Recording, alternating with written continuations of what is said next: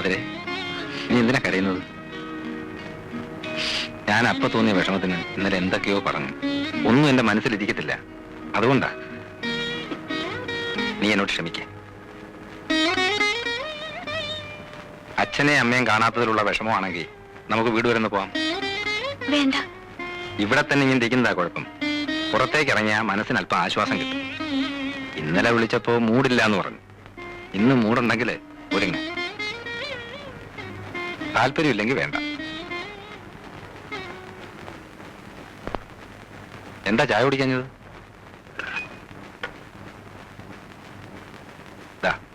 കുടിക്ക.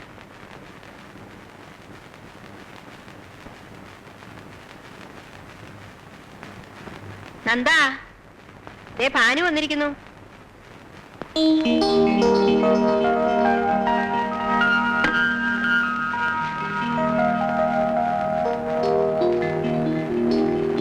കല്യാണത്തിന്റെ അന്ന് മുങ്ങിയിട്ട് പിന്നെ ഇന്നാണല്ലോ പൊങ്ങുന്നത്. ജീവിതം ഒന്ന് തുടങ്ങിയിട്ട് ഒന്ന് ചില്ലും ചെയ്യാന്ന് വിചാരിച്ചു. അതിന് ഞങ്ങൾ ഇതുവരെ ജീവിതം തുടങ്ങിയിട്ടില്ല. ഒന്നുമില്ല, ചെറിയൊരു സൗന്ദര്യപ്പിണക്കം, അത്രേ ഉള്ളൂ.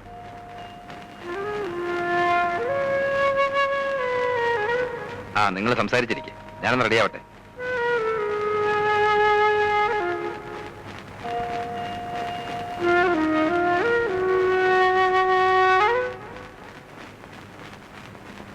ഞാൻ പറഞ്ഞതൊക്കെ നീ മറന്നോ? ഞാൻ ശ്രമിക്കാഞ്ഞിട്ടല്ല, എനിക്ക് പറ്റുന്നില്ല ഭാനുട്ടാ. നീ ഇങ്ങനെ ഇൻഡിഫറന്റ് ആയിട്ട് പെരുമാറാൻ തുടങ്ങിയ നന്ദേട്ടൻ എന്ത് വിചാരിക്കും? ഇത്രയ്ക്ക് വെറുക്കപ്പെടാൻ മാത്രം അദ്ദേഹം എന്ത് തെറ്റാ നിന്നോട് ചെയ്തത്? എന്തോ എനിക്ക് അദ്ദേഹത്തെ സ്നേഹിക്കാനാവുന്നില്ല. നീ മനഃപൂർവ്വം ഉണ്ടാക്കിയെടുക്കുന്ന വെറുപ്പ് മാറണമെങ്കിൽ നീ തന്നെ വിചാരിക്കണം. അതല്ല, ഇനിയും ആ മനുഷ്യനെ വെറുക്കാൻ തന്നെയാണ് ഉദ്ദേശമെങ്കിൽ ഞാനിനി ഇങ്ങോട്ട് വരില്ല. നിങ്ങൾ ഒന്നിച്ച് പുറത്തേക്ക് ഇറങ്ങുമ്പോൾ അതുവഴി വരുമെന്ന് കരുതി ഇരിക്കുകയായിരുന്നു ഞാൻ. പുറത്തു പോകാൻ പലതവണ വിളിച്ചതാ, ഞാൻ പോയില്ല. ഇപ്പോഴും വിളിച്ചിരിക്കുക, എനിക്ക് വയ്യ. എന്താ അതിരേത്? എന്തുദ്ദേശം നീ ഇങ്ങനെ തുടങ്ങുന്നത്? ഭാനു, വാ കാപ്പുടിക്കാം. ഞാൻ ബ്രേക്ക്ഫാസ്റ്റ് കഴിച്ചിട്ടാ അമ്മേ പോകുന്നത്. ഞങ്ങൾ തന്നെ ഒന്നാന്തരം കുടുംബക്കാരാ. തൊട്ട് നിന്നുകൊണ്ട് യാതൊരു കുഴപ്പമില്ലല്ലോ. നിങ്ങൾ എവിടെ പോകാൻ പ്ലാൻ ഇട്ടിരിക്കുകയാണെന്ന് പറഞ്ഞു. ഞാൻ സമയം കളയുന്നില്ല. ഞാൻ പോകുന്നുണ്ട്. ആതിര വരുന്ന കാര്യം തീരുമാനമായിട്ടില്ലെന്നാ. ആര് പറഞ്ഞു വരുന്നില്ലെന്ന്? ഭർത്താവിന്റെ ഇഷ്ടാനിഷ്ടങ്ങൾ അറിഞ്ഞു പ്രവർത്തിക്കുന്നവളാണ് യഥാർത്ഥ ഭാര്യ, അല്ലേ അമ്മേ? അതെ. നോക്കി നിൽക്കാതെ പോയി റെഡി ആവണേ, പോ. ജാതകത്തിൽ പൊരുത്തം കുറച്ച് കൂടുതലാണെങ്കിലും ജീവിതത്തിൽ അതങ്ങോട്ട് പ്രാക്ടിക്കൽ ആയിട്ടില്ലല്ലേ? ഇവളുടെ സ്വഭാവ മഹിമയെ പറ്റി ഞാൻ തന്ന സ്റ്റഡി ക്ലാസ് വളരെ അത്യാവശ്യമാണെന്ന് ഇപ്പൊ മനസ്സിലായില്ലേ? കുഴപ്പമില്ല, ഞാൻ കുറച്ച് ഉപദേശിച്ചിട്ടുണ്ട്, ശരിയാവും.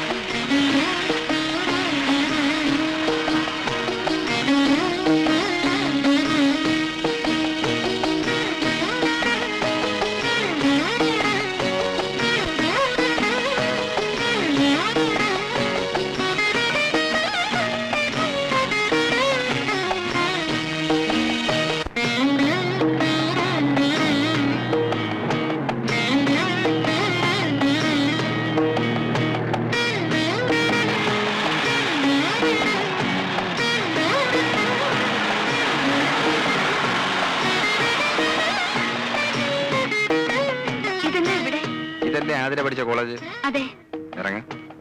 എന്തിനാ? ഇറങ്ങാൻ.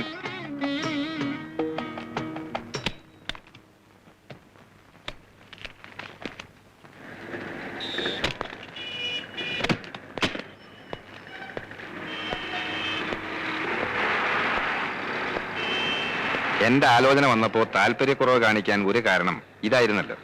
വിവാഹം കഴിഞ്ഞു എന്ന് വെച്ച് ആതിരയുടെ താല്പര്യങ്ങൾ ഒന്നും സറണ്ടർ ചെയ്യണ്ട. തുടർന്ന് പഠിക്കണമെങ്കിൽ പഠിക്കാം. അതല്ല, കൂട്ടുകാരികൾക്കൊപ്പം കുസൃതിയും കുന്നായ്മയും കാണിച്ച് നടക്കാൻ പറ്റാത്തത് ഈ വിഷമം ഉണ്ടെങ്കിൽ അത് മാറ്റിയെടുക്കാം. അല്ലേ? നിക്കേ, വൈകിട്ട് വിളിക്കാൻ ഞാൻ ഇവിടെ വരണോ അതോ ക്ലാസ് കട്ട് ചെയ്ത് കൂട്ടുകാരികളുമായിട്ട് എങ്ങോട്ടെങ്കിലും കറങ്ങാൻ പോവേ? ഇവിടെ വന്നാ മതി. മതിയല്ല? Okay, by.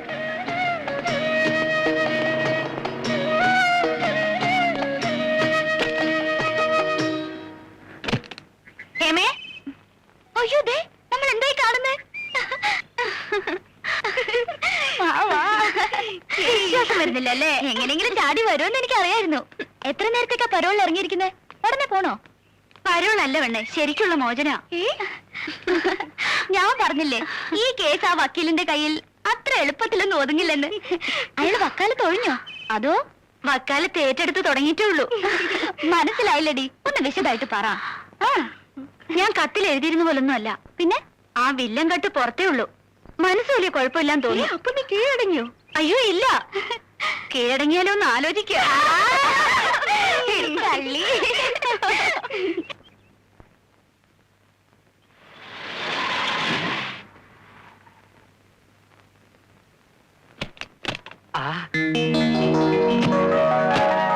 വലയിൽ ആരാ വന്നിരിക്കുന്നത് നോക്ക്. കാർമേഘം ഒഴിഞ്ഞ് ആകാശം തെളിഞ്ഞു തോന്നല്ലോ. വരൂ വരൂ, അകത്തേക്ക് വരൂ. വാ. നമസ്കാരം. വരൂ, അകത്തോട്ടിരിക്കാം. ഇരിക്കേ. ഷോക്കേസ്. ഞങ്ങൾ ഇന്നലെ അങ്ങോട്ട് വരുന്ന കാര്യത്തിനെ കുറിച്ച് സംസാരിച്ചതേ ഉള്ളൂ. ആര് സംസാരിച്ചു? ചേട്ടൻ. ഓ, ഞാനങ്ങ് മറന്നുപോയി.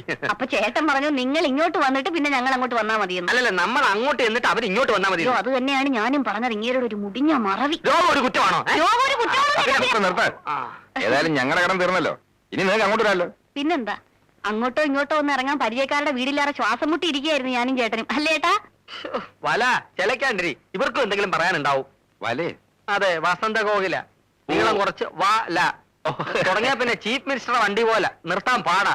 ഭയങ്കര തമാശക്കാരനാ, അതുകൊണ്ട് എനിക്കിവിടെ ബോറടിയില്ല. മിസ്സസ് നന്ദകുമാർ എന്താ ഒന്നും മിണ്ടായിരിക്കുന്നേ? അതിന് നീ ഒരു ഗ്യാപ്പ് കൊടുത്തിട്ട് വേണ്ടേ? ആതിരെ ഇതുപോലെ കൂടുതൽ സംസാരിക്കുന്ന കൂട്ടത്തിലല്ല. പിന്നെ എല്ലാരുമായിട്ടും പരിചയമായി വരുന്നല്ലേ ഉള്ളൂ. അയ്യോ, ഹണിമൂൺ ട്രിപ്പ് ഒന്ന് പ്ലാൻ ചെയ്തില്ലേ?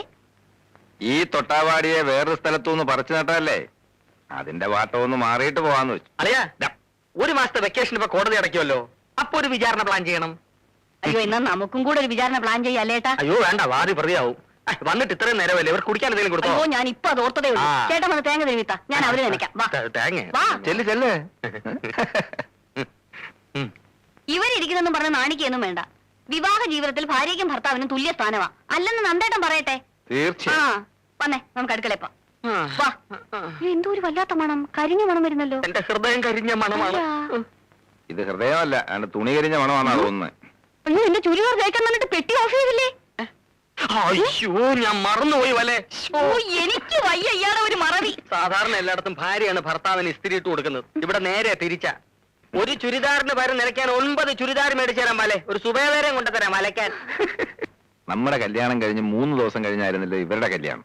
എന്നിട്ടും അവർ തമ്മിലുള്ള അടുപ്പം കണ്ടില്ലേ? പാചക കാര്യത്തിൽ എന്റെ ഹെൽപ്പ് എന്തെങ്കിലും വേണമെങ്കിൽ പറയാൻ മടിക്കണ്ട, ഞാൻ വന്നിരിക്കും. ഓക്കെ? അതൊന്നും വേണ്ട. ആണുങ്ങൾ അടുക്കള കയറുന്ന എനിക്കിഷ്ടമല്ല. ഞാൻ വെക്കുന്നത് കുറ്റം പറയാതെ കഴിച്ചാ മതി.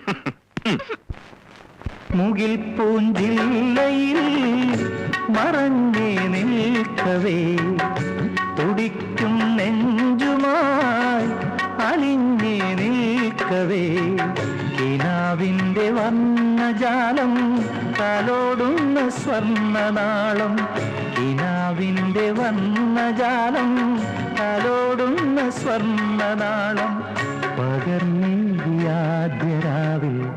ഇതേ സൗമ്യമാ സ്വരം വസന്തം വാഗമലരേ നീ ഹൃദന്തം സുരഭിലമാക്കി തുളുമ്പും തൂനിലാവാലെ തലോടി തളിരുടലായേ.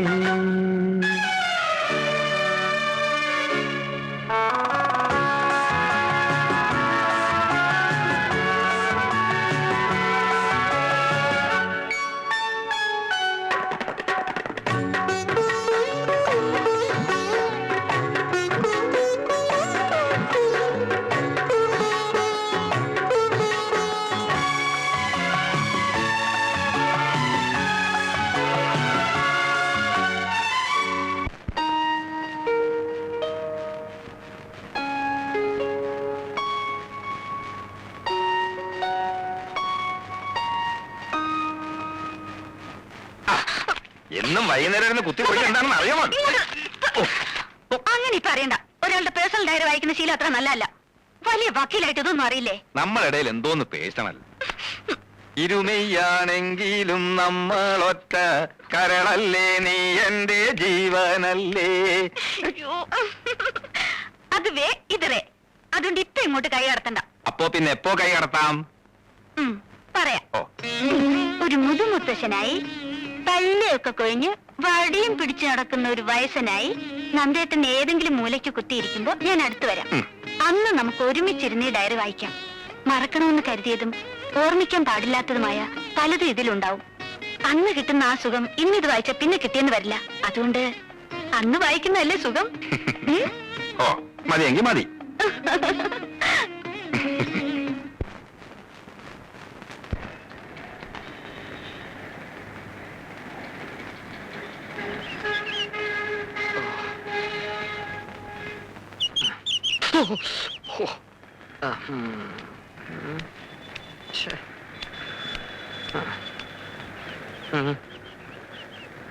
ശിവശങ്കരൻ ചേട്ടൻ? അയ്യോ, ഞാൻ മറന്നുപോയി. അല്ല, ഉണ്ണിത്താനെന്താ ഇവിടെ? വൈഫിനെ വെയിറ്റ് ചെയ്ത് നിൽക്കുക. അവള് മുടിയുടെ തുമ്പൊന്ന് ലെവൽ ചെയ്യാൻ ബ്യൂട്ടി പാർലറിലോട്ട് കയറി. ഇപ്പൊ മുക്കിന് ഇതല്ലേ ഉള്ളൂ. കേറിയിട്ട് ഇപ്പൊ മണിക്കൂർ 1 കഴിഞ്ഞു. അല്ല, നന്ദനെ കണ്ടിട്ട് ദിവസം കുറച്ചായി. അവിടെ വിശേഷമൊന്നുമില്ലല്ലോ. തുടക്കത്തിലുണ്ടായിരുന്ന അവസരങ്ങളൊക്കെ മാറി. അവര് സ്മൂത്ത് ആയിട്ട് കഴിയുന്നു. സ്മൂത്തായി തീരുമെന്ന് കരുതിയിരുന്ന എന്റെ ലൈഫ് ഗട്ടറിലുമായി. അല്ല, അതെന്ത് പറ്റി? ഞാൻ ഭാര്യയെ കുറ്റപ്പെടുത്താമെന്ന് കരുതരുത്. ഒരു ഭർത്താവ് മനോഭാവമാണ് അവൾക്ക്. പൂർണ്ണമായിട്ടൊരു ഭാര്യയാകാൻ എനിക്ക് കഴിയുന്നില്ല. അതാ കുഴപ്പം. അല്ലോണ്ട് തന്നെ ജീവിതമാകുമ്പോ ചില വിട്ടുവീഴ്ചകളൊക്കെ വേണ്ടി വരും. വിട്ടുവീഴ്ചകളൊക്കെ വേണ്ടി വരും, ശരിയാണ്. ഒന്ന് കുനിഞ്ഞു കൊടുത്താൽ ചാടി തലേ കയറും. ആണത്തം കളഞ്ഞിട്ടുള്ള ഒരു വിട്ടുവീഴ്ചയ്ക്കും ഞാൻ തയ്യാറല്ല. നേമനെ തറവാട്ടിലേ ഞാൻ. അല്ല പിന്നെ അല്ല, ദേ വരും നമ്മുടെ വസന്തകോവിലം. നമ്മുടെ വസന്തകോവിലേ? അല്ല, നമ്മുടെ. അല്ല, അതേന്ന്. ആണോ?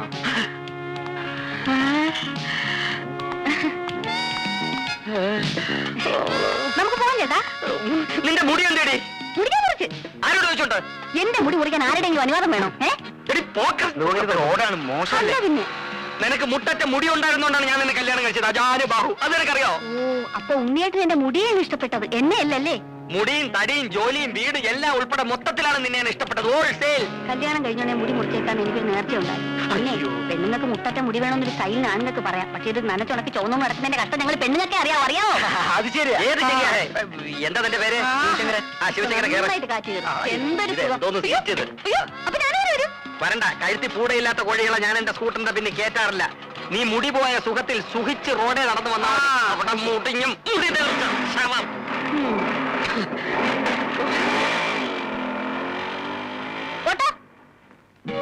സത്യം പറഞ്ഞാൽ ഒരു വിവാഹ ജീവിതത്തെ കുറിച്ച് ആലോചിക്കുമ്പോ എനിക്ക് ആശങ്കയുണ്ടായിരുന്നു. എന്താ ആശങ്ക? കാലം തെറ്റിയുള്ള വിവാഹമാവുമ്പോ വല്ല പ്രേമനിരാശവും പിടിപെട്ട് കെട്ടുപ്രായവും കഴിഞ്ഞു നിൽക്കുന്ന പെണ്ണിനെ കെട്ടേണ്ടി വരുമോ എന്നുള്ള ആശങ്ക. ഇപ്പൊ ഉണ്ടോ? ഇല്ല. മറ്റൊരുവന്റെ ഓർമ്മകൾ മനസ്സിൽ സൂക്ഷിക്കാത്ത ഒരുവളെ ഭാര്യയായി കിട്ടുന്നത് മഹാഭാഗ്യമാണല്ലേ? എന്റെ മനസ്സിൽ മറ്റൊരുവന്റെ ഓർമ്മകളില്ലെന്ന് നന്ദേട്ടൻ എങ്ങനെ അറിയാം? ഉണ്ടോ? ദേ, നെഞ്ചിടിക്കുന്നുണ്ടല്ലേ? പേടിക്കണ്ട, എന്റെ മനസ്സിൽ അങ്ങനെ ഒരു കോന്തനും ഇല്ല. സത്യം? സത്യമായിട്ടല്ലേ വിശ്വാസാവൂ? വേണ്ട, എനിക്ക് വിശ്വാസം. നന്ദേട്ടനെ പോലെ ഒരു ഭർത്താവിനെ കിട്ടിയ ഞാൻ എത്ര ഭാഗ്യവതിയാ. തുറന്നു പറയണം, ആതിരയുടെ ഇഷ്ടവും ഇഷ്ടക്കേടും മനസ്സിലാക്കാൻ എനിക്ക് കഴിയുന്നുണ്ടോ? ഇല്ല. കല്യാണം കഴിഞ്ഞിട്ട് മാസം 3 ആയില്ലേ? എന്നെ ഇതുവരെ നന്ദേട്ടൻ കോടതിയിലൊന്ന് കൊണ്ടുപോയോ? അഡ്വക്കേറ്റ് നന്ദകുമാർ കോടതിയിൽ ഷൈൻ ചെയ്യുന്ന കാണാൻ അദ്ദേഹത്തിന്റെ ഭാര്യയ്ക്ക് കൊതി കാണില്ലേ? അത്രേ ഉള്ളൂ. നല്ലൊരു കേസ് വരട്ടെ, അപ്പൊ കൊണ്ടുപോവാം. അപ്പൊ ഇപ്പൊ വക്കീലിന് കേസൊന്നും ഇല്ലേ? അയ്യോ, ഇപ്പൊ ഉള്ളത് മോഷണം, പിടിച്ചുപറി, അതിർത്തി തർക്കം, ഇതൊക്കെയാ.